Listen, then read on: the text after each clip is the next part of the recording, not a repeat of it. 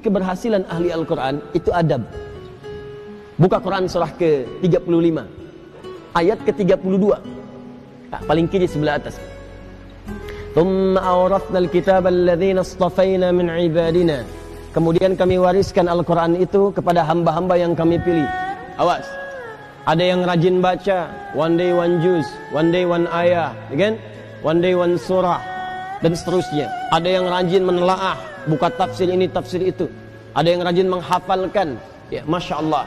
Tapi maaf, apakah semua orang itu dianggap benar oleh Allah ketika berinteraksi dengan Al-Quran? Tidak. Ada 3 golongan. Faminhum zalimun li nafsi. Ada orang yang senang dengan Al-Quran tapi zalim orangnya. Rajin baca dia, rajin tapi zalim. Tidak mampu menempatkan ayat Quran sesuai dengan tempatnya. Apa? Zalim itu menempatkan sesuatu bukan pada tempatnya. Ini penghapus, buat menghapus tulisan di papan tulis.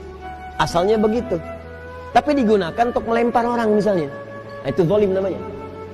Gelas, tuh, fungsinya menampung air untuk minum.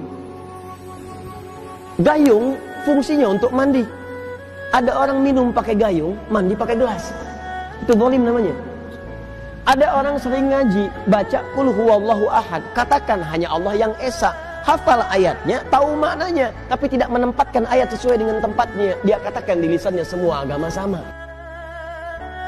Dzibin, celaka orang-orang yang dusta, hafal ayatnya, sering baca, tahu artinya, tapi dia berdusta. Itu zalim namanya.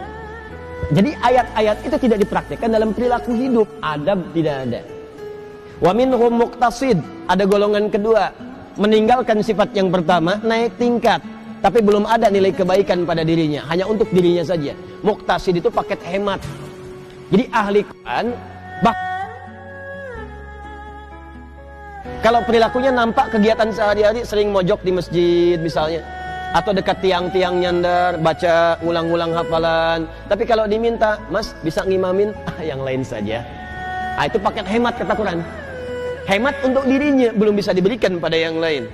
Yang ketiga, wa minhum sabiqum bil khairati biiznillah. Adab. Ada ahli Quran, kesuksesan interaksinya dengan Al-Quran dibuktikan dengan menampakkan perilaku baik dalam kehidupan. Sabiqum bil khairat, kalau bisa nomor 1 dia mengerjakan kebaikan. Jadi ciri orang yang berhasil dengan Qurannya, kata Allah, adalah adab. Jadi jangan bangga kalau anak Anda hafal 30 juz, tapi nggak merubah perilakunya. Yang yaitu hafalan banyak, tapi perilaku semakin durjana. Yang salah tuh dalam hafalannya. Ada yang keliru. Ciri orang tuh kalau sudah dekat dengan Quran, karena Quran itu baik, maka akan ada perubahan dalam dirinya. Minimal tuh sifatnya dulu lebih tenang, lebih terukur, lebih baik. Lama-lama jadi sikap, sopan, adabnya muncul. Kalau ada kebaikan pengen segera dikerjakan. Kalau lihat sampah di masjid pengen segera ngambil.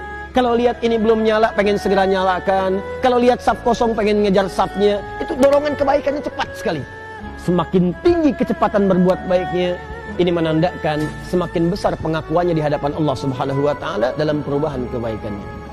Jelas sampai sini? Baik.